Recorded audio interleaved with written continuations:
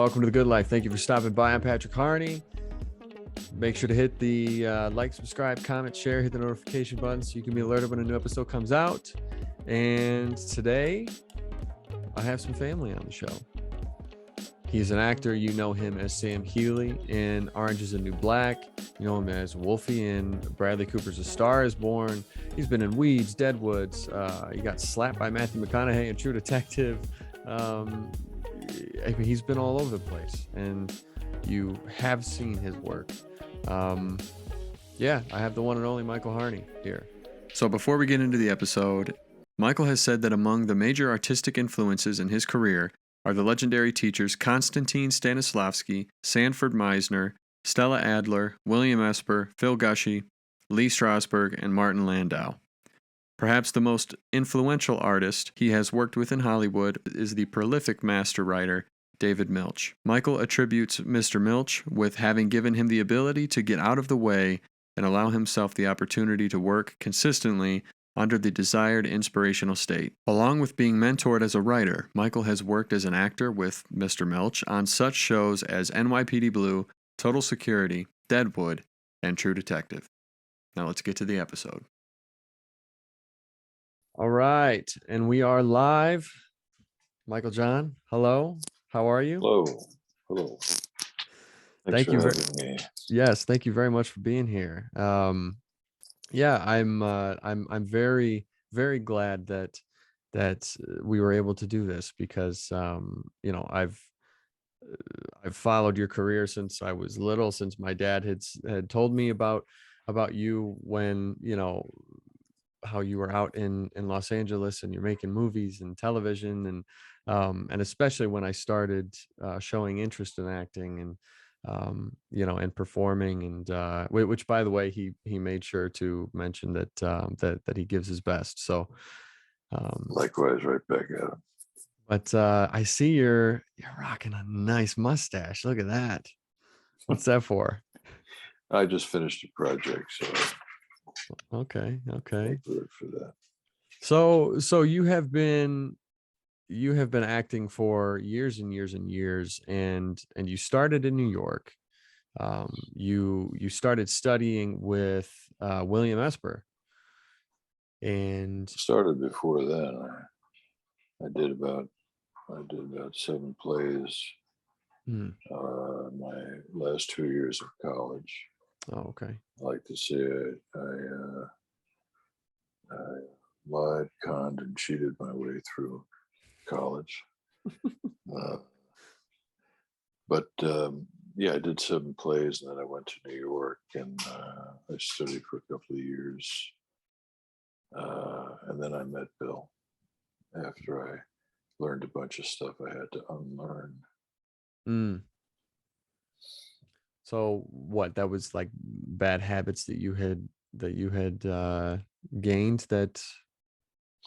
Yeah, mostly result-oriented stuff that I had learned, shooting for a goal. And with Bill, I learned the only goal is the moment. So. Nice. Okay. And he taught Meisner, correct? Yeah, he was working with Meisner for a long time.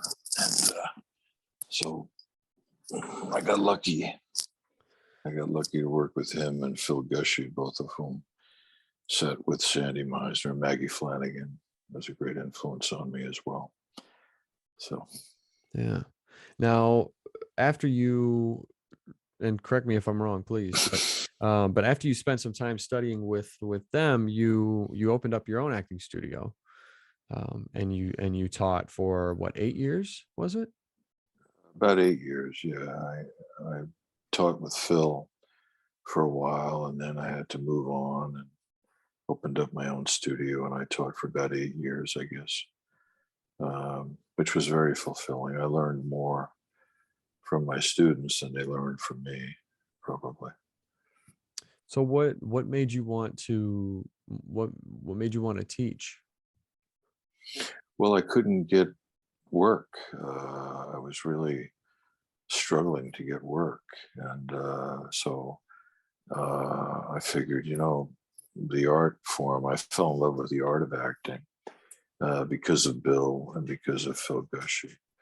Maggie, and you know, I just uh, I just said, well, this way I can keep my hand in it, and I opened up a little class and became when I worked with Phil, he invited me to teach with him, and I worked. I guess we did the summer session together, and he had an amazing reputation. And after that summer, I think we had, geez, I don't know, 150 students that wanted to study. So he took half of them, and I took half of them, or 100 students or something. And I started teaching. He uh, that's how it started.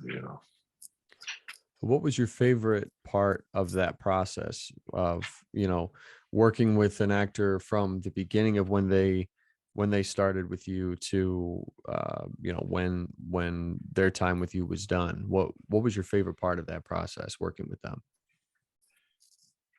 Yeah, my favorite part was just watching them break through their defense systems. And I was going to be a priest earlier, early on, before I started teaching. Hmm. And so I did it really gently. And I was just really turned on by how people opened up and began to have the courage to just be on stage without knowing what was going to happen next, and giving them a technique. My bull mastiff just entered the room. Sorry about that. That's He's okay. a big love muffin, though. Oh yeah. So, to have the courage to be in the moment, and without knowing what's going to happen next. One of the last times I spoke with Marty Landau, um, we talked about not knowing. And that's really kind of what I think it's all about, for me anyway, is to prepare so much that, I could just show up and be free. Mm, So if I can be free and not knowing what's going to happen next, then I'm in pretty good shape. yeah. Now, you know, many people, know you from Orange is the New Black as Sam Healy. They may know you from Deadwood, from A Star Is Born, Weeds, True Detective, all the way back to Aaron Brockovich, NYPD Blue. But you also, is it is it safe to say that your heart lies in the theater? Yeah, I mean, I love the electricity in the theater. There's a spontaneity and an urgency in the theater that you don't get uh, in front of the camera. Although there is an urgency and a tremendous amount of spontaneity in front of the camera too. It's just different. Yeah. On stage, it's just you're flying without a net, and um, I certainly did my training in the theater, and but I don't know. These days, I really get turned on by the moments that are occurring when the camera's rolling, Mm, and to allow myself to just, well, as I said, not to know what's going to happen next. Just to work off who I'm working with and let them dictate my performance. The character's already there by that point. Whatever I've dropped in terms of circumstance, relationship, what I'm doing, it's already there. So it's just really connecting from my heart instead of my head, with whoever I'm working with, and letting it go, and so I'd have to say, my beginnings were in the theater, certainly, but right now my heart is, it's all of it. It's all art. It's all part of it. yeah. I want to do stage work again. I'd love to do Death of a Salesman at some point. it just has to, stars have to line up right. I got to be able to put that, take that time to do it. But yeah. Yeah. So how did Orange is the New Black come about? Because I mean that hit hard when it came out. I mean, people it really connected with people and people loved that show. And and I know it's no longer running, but it had a really good stretch. And I feel like that was the one of the first big shows that Netflix did as an original, you know. So how did that come about for you exactly? Well, that was I'd done Weeds for Genji before that, and my good friend Michael Trim was working on Weeds, and we were hanging out, having a smoke between the trailers outside. And he told me, "Hey, man, they're doing this show in New York." I said, "No kidding." I said, and at that time, my parents were older. I said, "Boy, I'd sure like to get to New York and spend some time with my parents." And he said, "Well, you're on the top of their list." And of course, I never think I'm on top of anybody's list. so I just kind of let it go. And I thought, well, I looked into it, just put some queries out there, but nothing came back. And then a couple of months later, I got a call. They wanted me to play Healy. And that's how it happened, and I started researching him. And I had worked when I was a young guy. I worked in civil rights, and I worked with the people in the Fortune Society and the United Church of Christ, working on several people, trying to get them freed from incarceration. But it was very difficult and complicated, and I was very young. I was very green. Um, but I did have the experience of going up to Sing Sing and Mm. sitting with the inmates, visiting them, bringing them up. This one gentleman, I was bringing him up vegetables. And I remember he he introduced me to his bodyguard. He had his own bodyguard in the house. And this guy was he had to be about 6'7" and maybe 330 pounds or Jeez. something. And he came over, and then the guy I was visiting, he said, "Here, this is Tiny." And he came over and shook my hand, and he gave me one of these, real gentle handshakes. I'll never forget that. Nor will I forget that door closing behind me, and Oh, saying, "Wow." sure.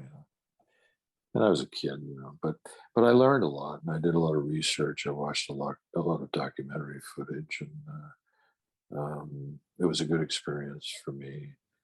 I was able to utilize that when I played Sam. Forgive me, I'm just getting over a cold. No, it's okay. Um, so with the journey that Healy took, um, because I mean that you played that part wonderfully, and Thank you. um, I remember watching it, um, and it was funny because like I liked the show, um, but I particularly loved the scenes that you had with Red, that Healy and Red had together, because there was it was almost as if your character had this like uncomfortable awkwardness of like it's almost as if you reverted to a little boy in some moments, and I loved that. Was that a what was that approach going into the relationship between Healy and Red when that came about? Well, I think, you know, unguarded moments of vulnerability are extremely important in terms of art, whether it be painting or writing or acting, dance, where you're just free to respond. And Kate was very present with me, and we became good friends on that show. and we're both getting older, and we were able to identify with the restricted type of relationship that we had to have with all of its limitations and pressures. Um, and, you know, we were falling in love, and I let myself go there. Um, and to live in that experience is a, a really beautiful thing, of allowing yourself to let down your guard and to feel those feelings.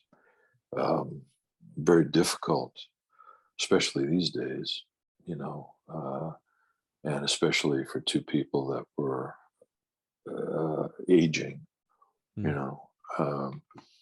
So what I put into it was I just, I read the scene 100 times, and I just kept having occurrences. That's how I prepare most of the time. Now I just keep having occurrences that happen.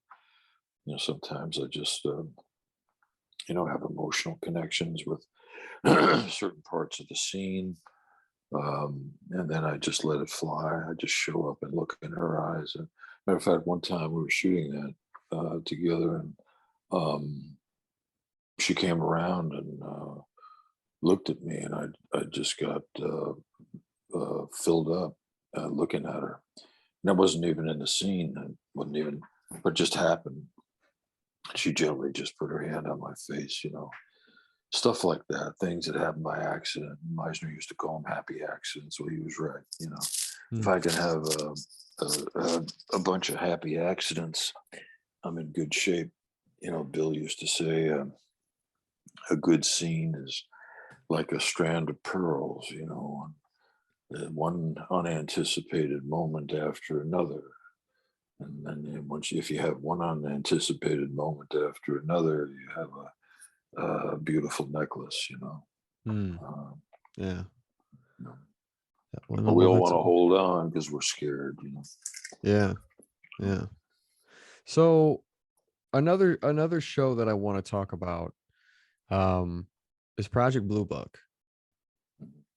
I loved that show. I was so bummed when it ended. But I loved that the premise and the history behind it. And so how did that come about to play General Valentine? Like how did that come about to because it am I correct that he was a real person, right?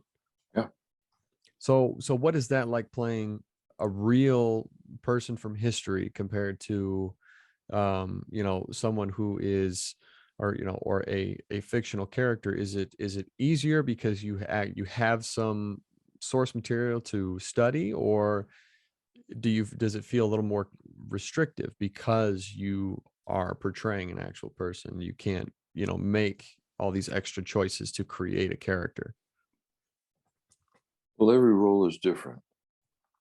And you, Valentine, looked a lot like a man that I respected and admired. And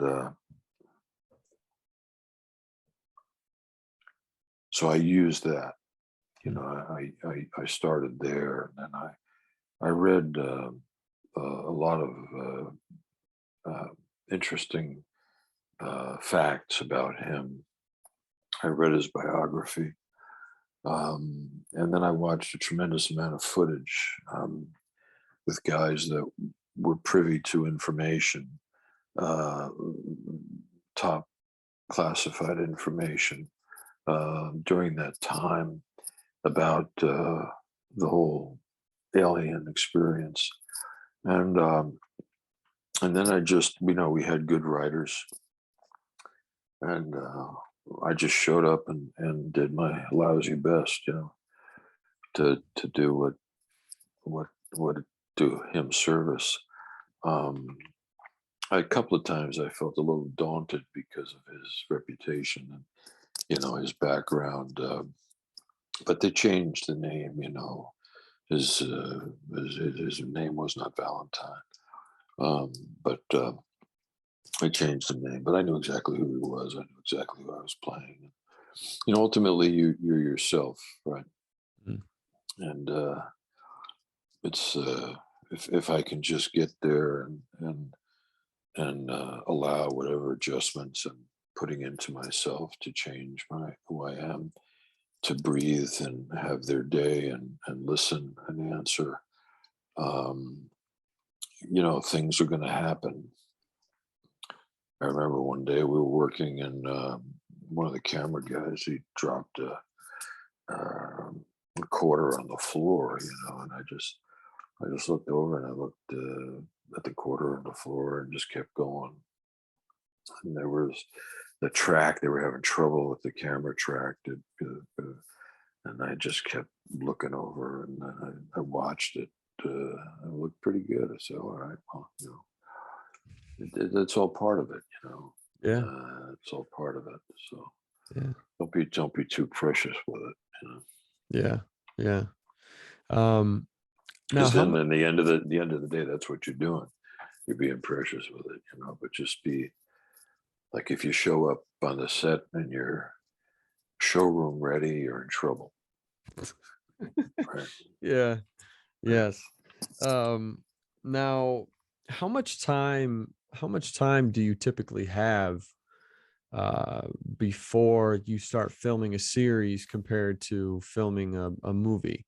Um, because I know, and again, correct me if I'm wrong, but I feel as though I've heard that television moves a lot quicker. So, do you have, is there a shorter prep period than there would be for a film? Well, it depends on the project, you know. Um, you can have weeks, months before you start something, or you could have, I might be replacing somebody and I got to go on in a week, Mm, to do my first couple of scenes. It depends, When I did On the Waterfront on Broadway, I was, I really wanted to do it. I love the novel. I love the movie. Bud Schulberg wanted me to do it. Actually, I had three auditions, and he wanted me to do it. But the producer at the time wanted James Gandolfini to do it. mm, So Jim got the role, and I I said that's it. I was devastated because I couldn't work. I couldn't get a job in New York. I don't know what was going on. And so I moved my wife at the time and our dogs out to California. And I hung the last picture on the wall. And they called me and said, "Hey, would you like to do the play? But you need to fly yourself back to New York and put yourself up." I said, "No way, man." I yeah. said, "I just borrowed money to come out here. I don't have, I'm broke. So my agent was yelling at me to come out to California. So I did. And that was that trip. And I booked a pilot. And so I shot the pilot, and then they called me back and said, "Well, we want you to do the play." I don't think Jim wanted to do the play. I think he realized it wasn't going to go for numerous reasons, which I won't get into. But I said, "I'd love to do the play." He said, "Okay, you got 3 days, and we'll fly you in, you and your wife and your dogs, and put you up at the Hilton Hotel, and if you could just get started right away." And I remember I was just studying my lines on the fire escape behind the green room. And I had 3 days to prepare it. I still don't know what the hell happened, but they said I did okay. So it's all different. Sometimes you get time, and sometimes if you get too much time, it's not good for you. You Mm, shoot yourself in the foot because you don't know what you're doing. It's just like a rhythm thing, right? So I don't know. It's just all different. Bottom line is you get the work done, and if you do the work, there's nothing that's gonna replace that. If yeah. you do the work and you show up and you stay open and just try to have the the proper humility to just be there, to try, you try to get yourself out of the way and just let let the moments occur to you and work off what you're getting and Hmm. be alive, be vitally alive in the moment. Dedicate yourself to the moments, each moment. And that's really what it is. Yeah. That's really what it is. Now, when you played Wolfie on Bradley Cooper's A Star Is Born. Um, Now, all of your scenes, you're with Bradley Cooper, Lady Gaga, Andrew Dice Clay. I mean, and your scenes are fantastic. They're chaotic, funny, emotional. And I remember asking you what it was like being on that set, and you had told me that it was an incredibly freeing experience. You had said that you got to set one day and you sat down and and Bradley Cooper came up to you and just said, "Let's just work. Let's just Yeah, work." that was a very small role, but I wanted to do it to work with him, and I'm glad I did. He's a really good human being, uh, and a friend. Um, and he came in one day. We were all sitting around the dining room table, and we were having breakfast, I think it was, and coffee, and I forget what part it was now. But he just came in, and he was directing, so he had a lot going on, but he was very still and very centered. And he just looked at me and he said, "Hey, man, let's just work for like 15 minutes." I said, "Great." And so we did the scene, and we just kept talking to each other. We kept working off each other in the context of the circumstance. Um, and that was really terrific. And he chose, I don't know if I forget now, two or three moments that were just a little bit off script, but that had to do with what was going on in the scripted material. Mhm. And those moments turned out to be pretty fine. Yeah. So it was great to do that. When you can work with a director that makes everybody feel comfortable and really invites everybody to relax.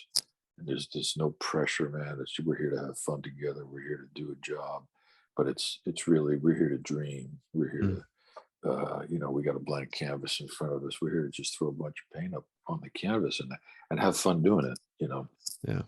It's then you kind of you're in rarefied air, and that's how I felt on that movie, Yeah. even though it was a small role. Um, so throughout your career, because I mean, you've worked with some absolute um, legends, and you've worked with incredibly talented people. Was there ever is there a moment in your career where, and it could be, from whether it be on stage or in front of the camera, is there a moment that really sticks out to you, um throughout your career, where you were in the scene and you were with whomever you were in the scene with, and it was just like you were floating on air, like you both of you could do no wrong in the scene, everything was just clicking, and it was everything, all cylinders were firing, and it was just like you were hitting that sweet spot. Is there a moment that you can recall in your career? I don't remember any time when I felt that I could do no wrong, but when I worked with Albert Finney, um, Mm. uh, that was a great experience for me, and um, he just was so spontaneously alive in the moment, and very just a good guy. I'll tell you a story about him. He had a speech that he was giving to the townspeople, that they had been getting poisoned by this bad water, And it was a pretty long speech, and I was still young, young and stupid. And I, I was watching him, and Steven Soderbergh said, "Hey, do you want to just take a moment?" He said, "Okay, I'll go through it." And then I remember in my ignorance listening to him go through the first draft, let's say, of his speech that he's going to do. And I felt embarrassed. And I said, "Oh my God, he doesn't have it. He's not ready." And I felt embarrassed for him. Yeah. And then Steven Soderbergh just backed up. He said, "Okay, man, whenever you're ready." And Albert, I realized at that moment, or the moments as they progressed in the speech, that he was just getting rid of all of his preparation, Mm. or just becoming present. And he delivered the entire speech without any problems at all. And the thing about it was that he had no idea. I looked at a man who was really just present, vulnerable, and just saying it as it was occurring. So I didn't feel that he knew what he was talking about. I felt that he was just like we all do. I didn't know I was just going to do this, right? Rub my hair back. It was like that. He didn't know what he was going to do next. I keep on bringing that up because that's sort of like the thing, If you're not watching yourself, you've kind of got it going on. Brando was like that too. But that was a great lesson for me with him, Mm. and one I learned a lot, and I thought a lot about it after I worked with him. And I remember that day very vividly, still to this day. Yeah. Now you're very open um about your faith and how it leads you, and how it how big a part it plays in your life. How do you you know how do you stay centered in in your faith, when working in a career where sometimes that can be frowned upon you know I don't care who frowns upon. I don't care. If they're going to frown upon, I'm not frowning on them. I don't care. yeah But I stay centered in it, not by any virtue, but through surrender. I just, every morning I wake up, I surrender my life to God, and I just say, "Please help me, because I can't do this." yeah That's basically it. I keep it real simple. And then at night, I just say, "Thank you," and that's it.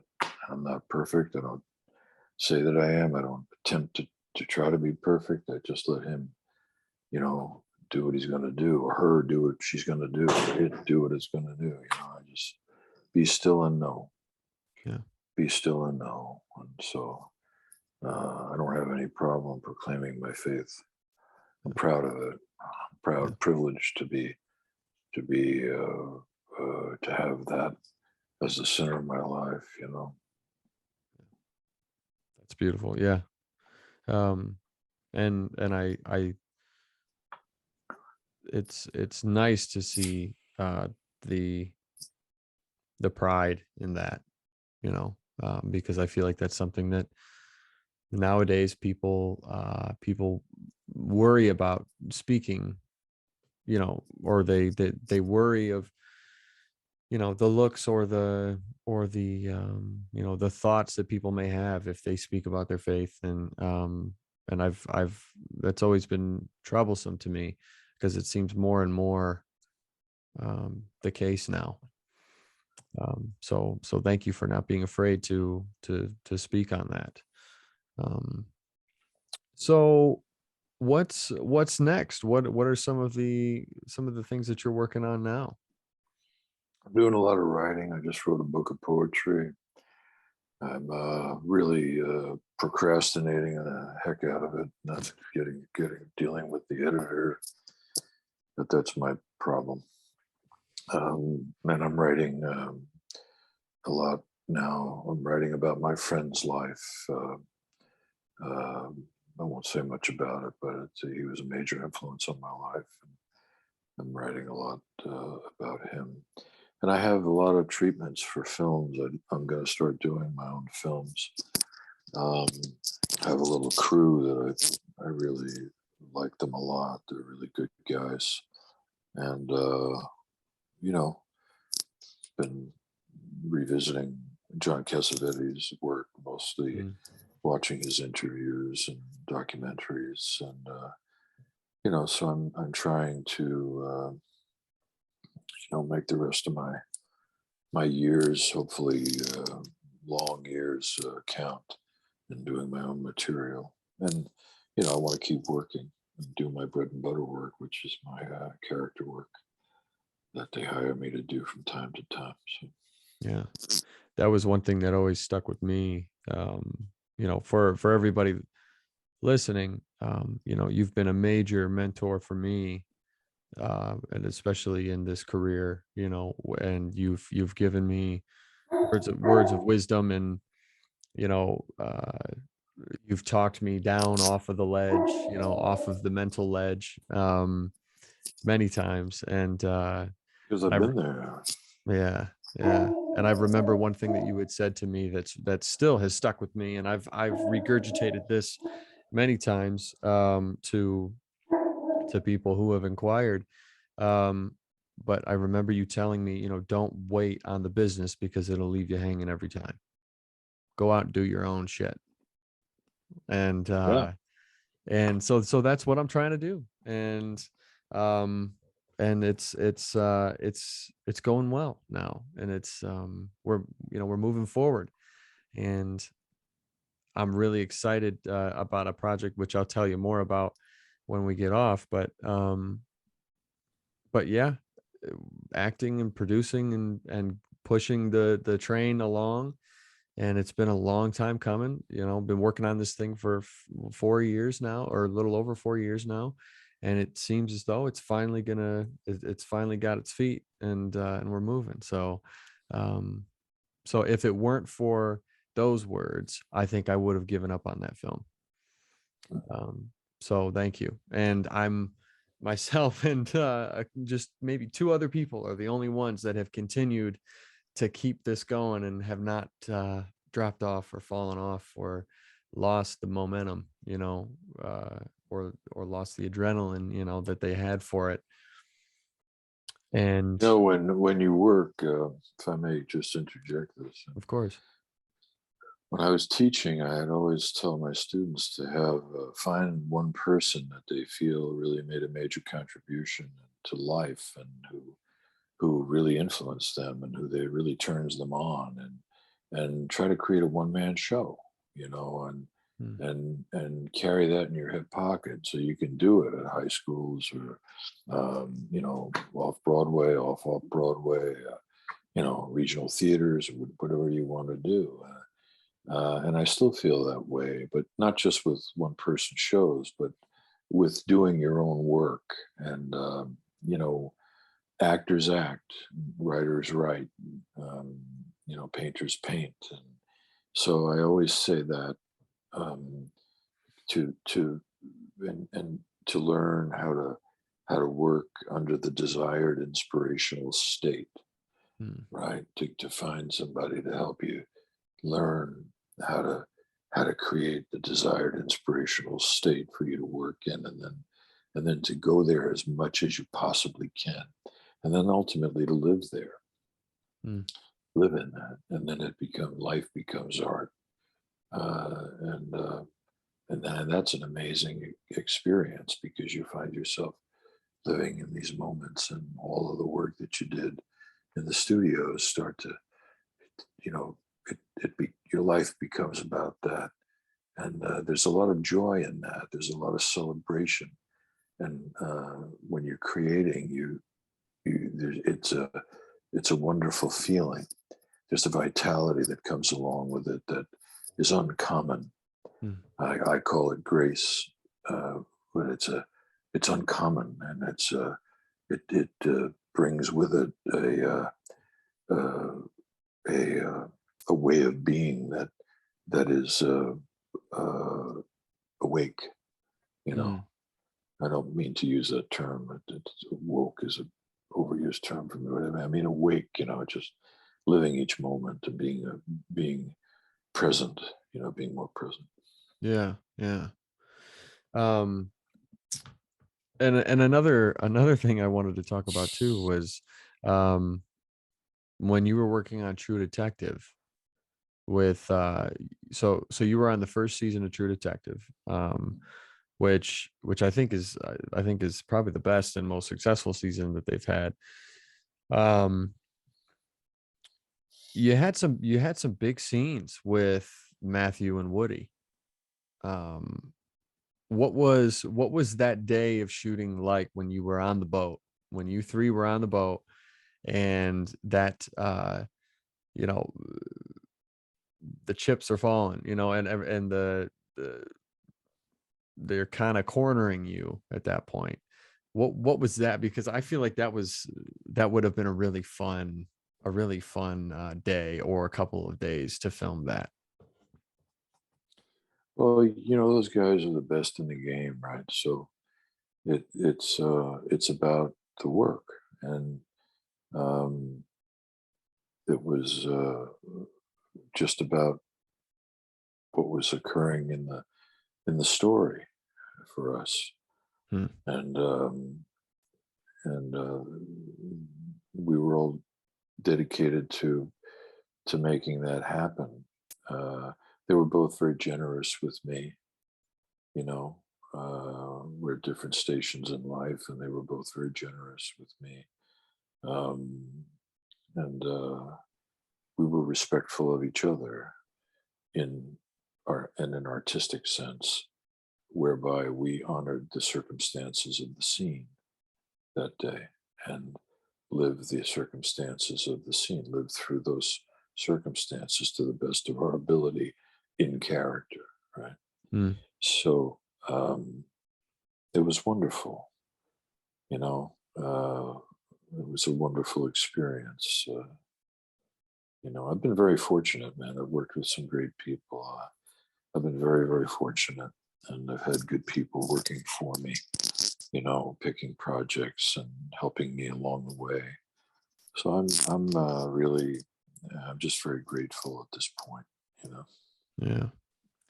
Well, before we end the episode, I always like to end the show on a few rapid fire questions, called the goods, just to kind of pick your brain a little bit and see where we land. And um, We'll see how rapidly I answer them. deal.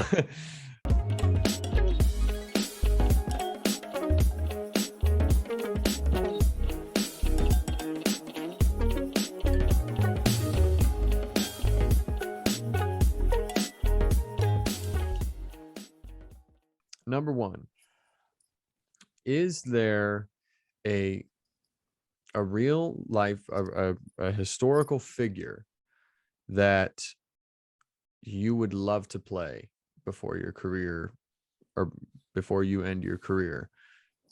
Is there one historical figure that you would love to play? And if so, who would that be? Maybe Father Greg Boyle, Okay.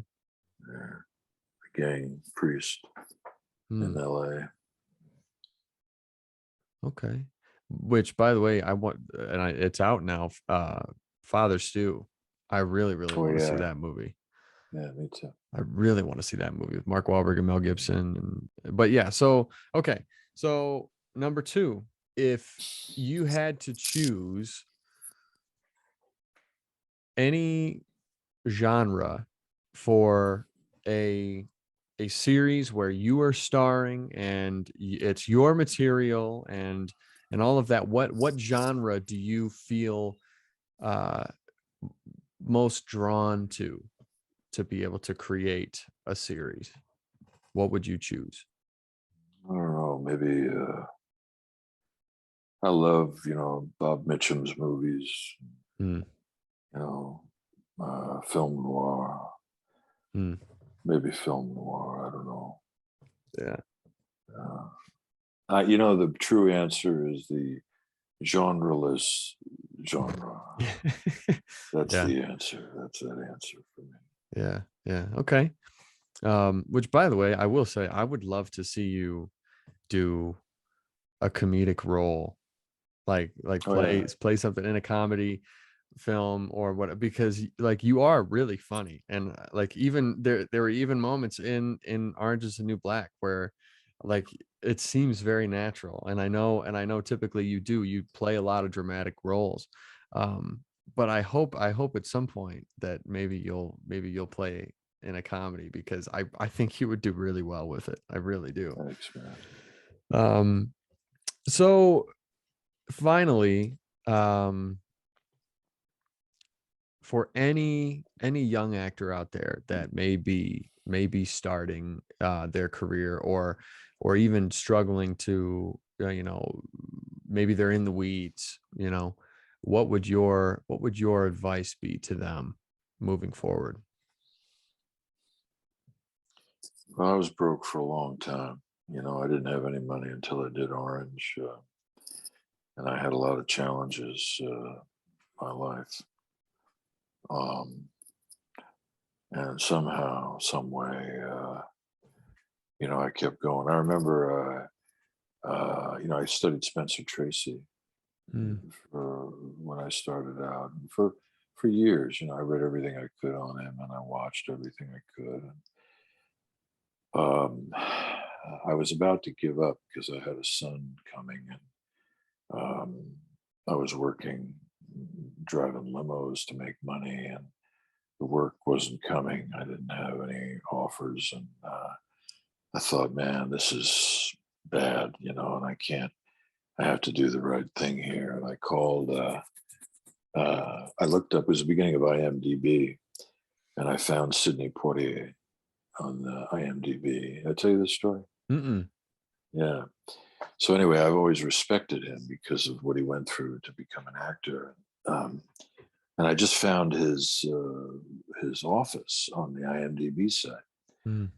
and I called it, and he picked up the phone, and we talked for about 20 minutes, and I'll remember it for the rest of my life. I just said, man, I don't know. I got a kid on the way, and I don't know if I should keep going here, be responsible, or maybe get a real job, or whatever. And he said, well, do you have any credits? I said, yeah.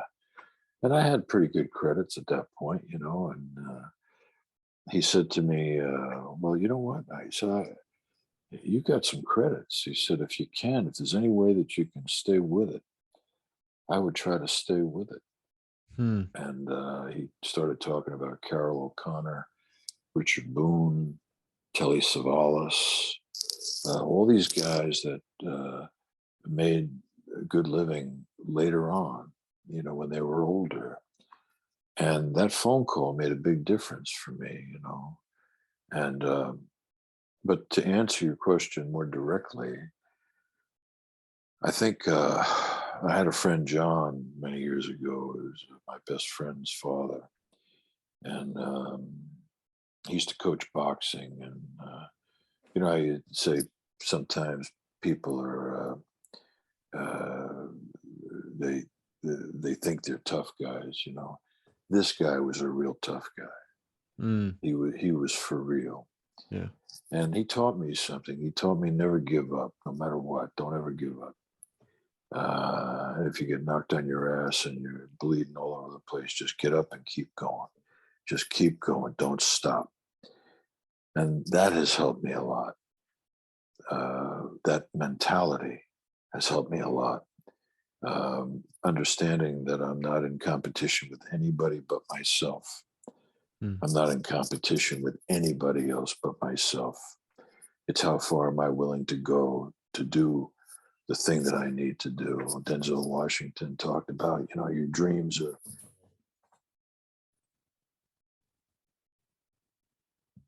proof that from God that they're already yours, you know. Mm. And I put God first in everything I do. And he said that too. I got that from him. So that's how I've kept going, despite major challenges. I just put God first in everything I do. and I don't care no matter what happens. I just put my faith there because I know I have these dreams, right?